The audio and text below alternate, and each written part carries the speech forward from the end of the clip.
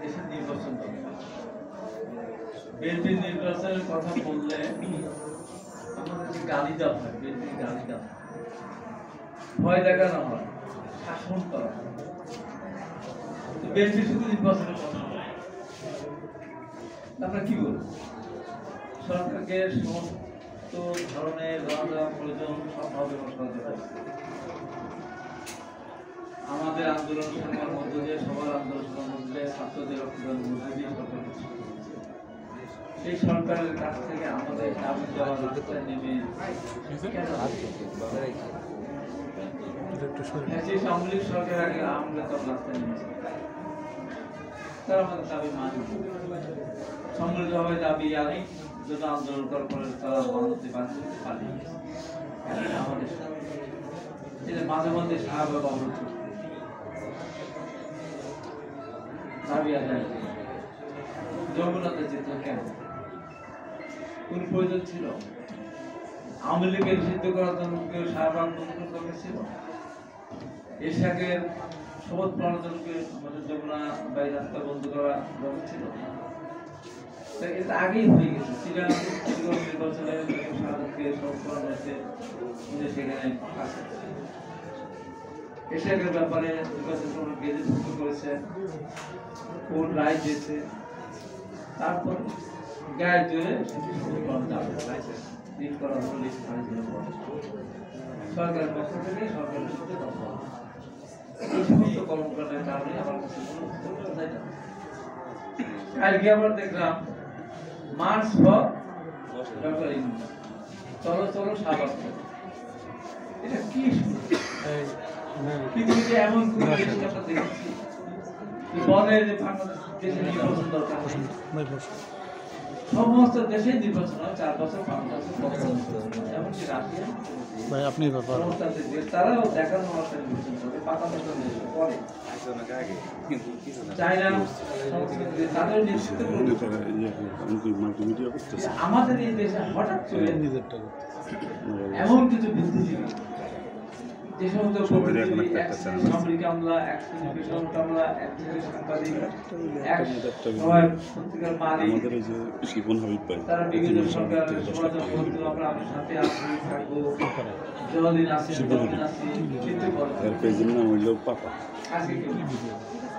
এইরকম বান্ধবী আবার বর্তমান ডক্টর আলী সাহেবকে বোঝানোর চেষ্টা করতে আমরা সাথে আছি, নির্বাচন নিয়ে যাবো। বিগত সরকার নির্বাচনটা সব দলের অংশগ্রহণের মধ্য দিয়ে নির্বাচন হতো, তাহলে বিএনপি জোট দেশটির বেগম খালেদা তারেক রহমান সেই রাষ্ট্রপতি যে আমরা দল রাষ্ট্রপতি মধ্যে দিতে মানুষের ভালোবাসা আওয়ামী লীগ আজকে দেশে থাকছে শুধুমাত্র নির্বাচন না দেওয়ার কারণে জোর করে ক্ষমতায় থাকা চেষ্টা করার কারণেই দেশ থেকে বিতাড়িত হলো। আজকে এই সরকারকে বলবো, যে যাই বলুক আপনার কথা থেকে আপনি সরবেন না। আপনি বলেছিলেন ডিসেম্বর নির্বাচন দিবেন, আপনার পিএস রাতের বেলায় বললো জুলাই নির্বাচন। আবার কিছু কিছু মানুষ আপনার পক্ষে গিয়ে স্বাভাবিক অবস্থান বলে দেন, পরিষ্কার করবেন না। আমি তামাশার বস্তু না, আমাকে এটা তামাশা করবেন না আপনারা। আমার জন্য আপনারা আজীবনের জন্য ফল থাকার জন্য আমার জন্য কেন আপনারা এগুলো করছেন বলে না। ছাত্রীরা যেগুলো বলছেন নির্বাচন হতে দেবে না, ধমক দিয়ে বলে যে সমস্ত একদম রেজিস্ট্রেশন না হয়নি, নিবন্ধিত না। আজকে আরেকটি দল মহান স্বাধীনতা যুদ্ধের সময় যারা গণহত্যা করেছে, পাকিস্তানের বাহিনীর পক্ষ নিয়েছে, 2 লক্ষ মা-বোনকে পাকিস্তান থেকে তুলে দিয়েছে, তারাও এক এক সময় এক এক তারা তাদের মালিক হয়ে গেছে। স্লোগান দেয় গোলাম আজমের বাংলাদেশ, নেতাজির বাংলাদেশ। চিন্তা করতে পারেন কোথায় গেছে তারা। একবার বলে করতে হবে আগামী রোজায়, আবার বলে যে না আগে কেন বলে কোথা থেকে শোনে এগুলি, কার কথা বলে? এই সমস্ত কথা বাদ দিয়ে যত দ্রুত সম্ভব আমাদের দল বলেছে বিএনপি বারবার করে আসতে যে আপনার সংসদ করেন, আমাদের সংসদ পক্ষে আপনারা বিচার করেন, আমাদের বিচারের পক্ষে। আমরাই তো হয়েছি, আমরাই তো নির্যাতিত হয়েছি, আমরাই তো রিমান্ডে গেছি, আমরাই তো ইলেকট্রিক শক খেয়েছি, আমাদের লোকের দিকে চলে গেছে। আমাদের বিএনপি পরিবারের জন্মের হার কমে গেছে। এই যে 15-16 বছর আমাদের অনেক ছেলেরা বিয়ে করতে পারে, তাদের বয়স পার হয়ে গেছে। আমাদের অনেক নেতারা তাদের বাসায় যেতে পারে না, তার পরিবারের সাথে দেখা করতে পারে না। কথাটা শুনলে মনে আজকে কি হচ্ছে 5 বছর তাই এত অত্যাচার নিজেদের সত্যি করলাম, তাদের থেকে নির্মম নির্যাতন করা হলো। তারিখ কিন্তু একটা করে একটা মামলা দিয়ে সাজা দেওয়া হলো। মহিষ নারী আমাদের সবচেয়ে সম্মানজনক সন্তান, তাকে সাজা দেওয়া হলো, অলঙ্কৃত করা হলো। আমরা আমাদেরকে বিচার চালাতে তো আপনারা যাবেন। আমরা মারা গেলাম, আমরা বাড়ি ছাড়া হলাম, ঘর ছাড়া হলাম, জমি গেল, পুকুর মাছ নিয়ে গেল, আমরা যাবো না বিচার? পরিষ্কার কথা, নির্বাচনের একটা রোডম্যাপ দিতে হবে। বিএনপি খুব ভদ্র ভাষায় কথা বলছে, বলেন নির্বাচন আমার হবে, বলেন একটা কিছু বলেন। কিন্তু একটা সিনেমা ছিল, বলবো একটা কথা কও, বলবো একটা কথা কও। তো সরকারকে বলে একটা কথা বলেন, একটা রোডম্যাপ দেন।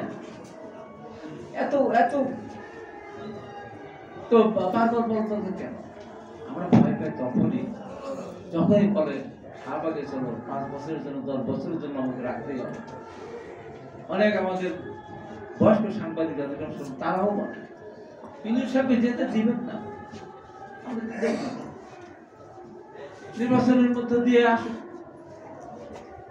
তাহলে তো আমরা যেতে দেবো না।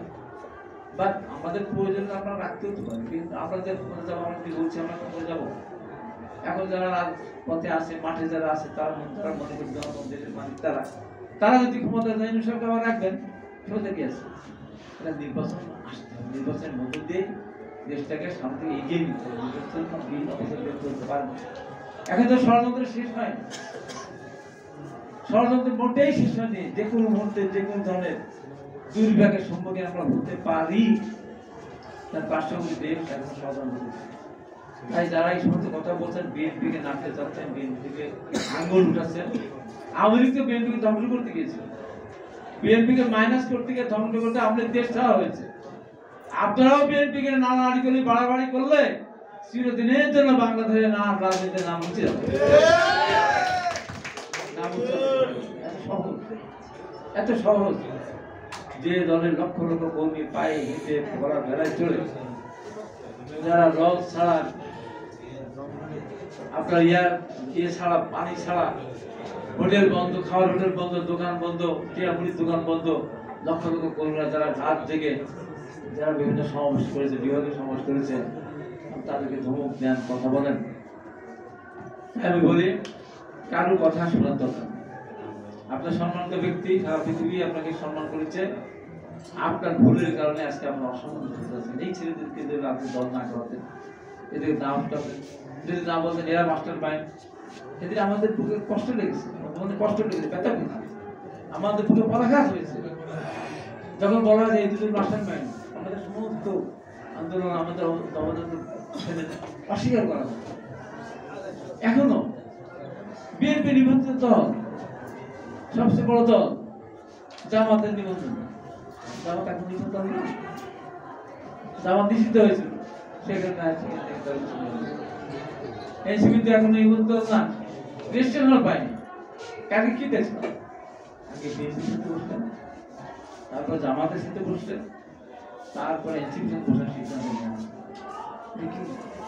আর রাজনৈতিক দল নেই, এখানে কমিউনিস্ট পার্টি আছে, আরো রাজনৈতিক দল আছে, নিবন্ধিত দল আছে, তাদেরকে আপনি কিছু বলেই করছেন। রাজনৈতিক দলগুলোকে এত অবজ্ঞা করা ঠিক না, বিএনপির সাথে এক কাতারে মামাতা ঠিক না। কার সাথে কার তুলনা করছেন? আপনার ভুলের কারণে এই দেশ ধ্বংস হয়ে যেতে পারে না। এটা ছেলে খেলা না। আপনি বলতে পারেন আমি চলে যাবো, কেন? কি হয়েছে বলেন, সমস্যা কি? আজকে সেনাবাহিনীর সাথে দূরত্ব সৃষ্টি করা হচ্ছে। গাড়িতে আছে সেনাবাহিনীকে বলা হচ্ছে হারাম জাদা, রাষ্ট্রপতি বলা হচ্ছে কুত্তার বাচ্চা। এই হারাম দাদার কুত্তার বাচ্চা যদি সিদ্ধান্ত না নিত, বাংলাদেশে সেদিন যে সংঘর্ষ শুরু হতো, যে সংঘাত শুরু হতো, গৃহযুদ্ধ শুরু হতো, গৃহযুদ্ধ বিরানিত ছিল না। এই হারাম দাদার কুত্তার বাচ্চা সেদিন জাতির সামনে দেশকে বাঁচানোর জন্য বলেছিলেন কুত্তার বাচ্চা সাহায্য নাম বলে বলেন আপনারা। আমি জানি আমার কাছে আমি আমি নিশ্চিত প্রধানমন্ত্রী পদত্যাগ করেছে, নিশ্চিত জানি প্রধানমন্ত্রী পদত্যাগ করেন, পালিয়ে গিয়েছেন দেশ জাতিকে রক্ষা করার জন্য।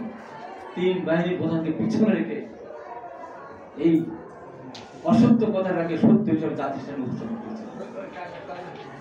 আজকে সেনাপ্রধানকে আক্রমণ করতে চান, সেনাবাহিনী বলেছে তারা ক্ষমতা নেবেন।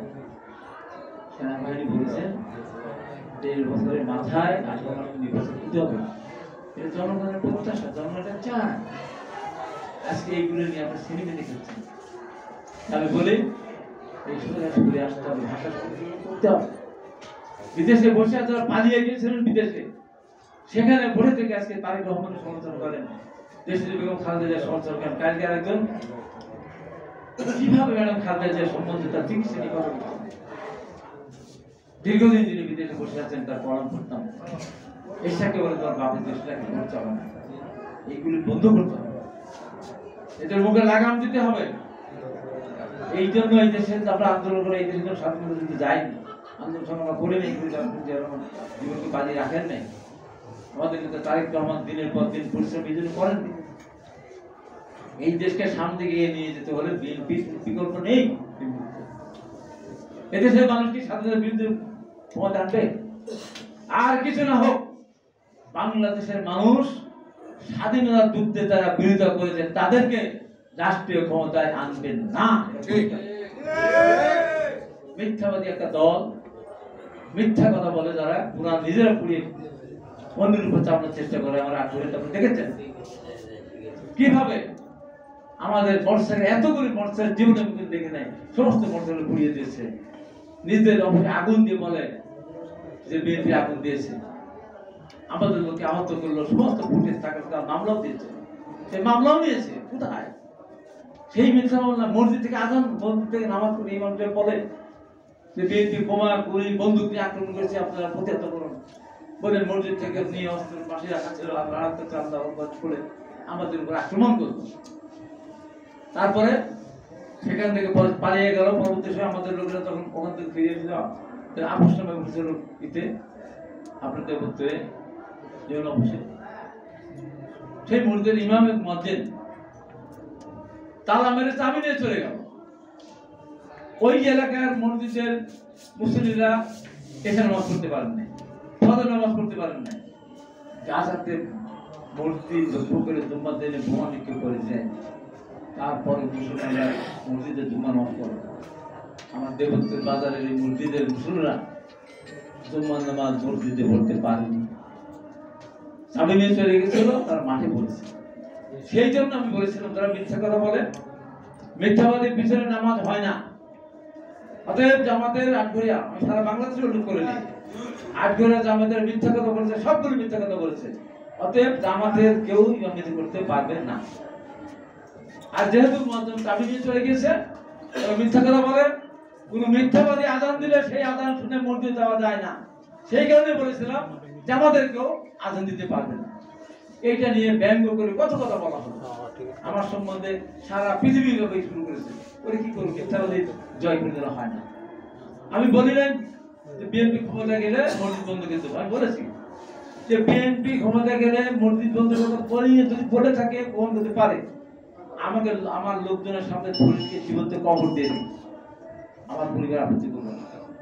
শেষ কথা বলি, আমি বলেছি বিএনপির কোন নেতা কোন রাগ যদি সামলাতে না পারে, কন্ট্রোল করতে না পারে, তার বাবাকে কেটে 2 ভাগ করে ফেলতে পারে।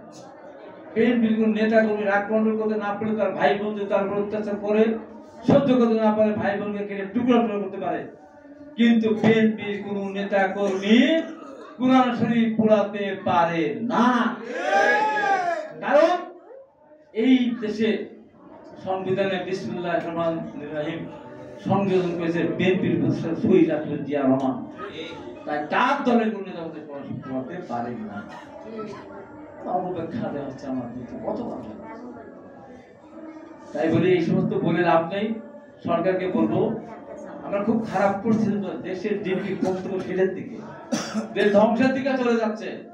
যতদিন নির্বাচন বলেন কার জন্য বলেন, একটা দল বলুন যে আমাদের 2 বছর সময় দেন, সেই দলের নাম বলেন।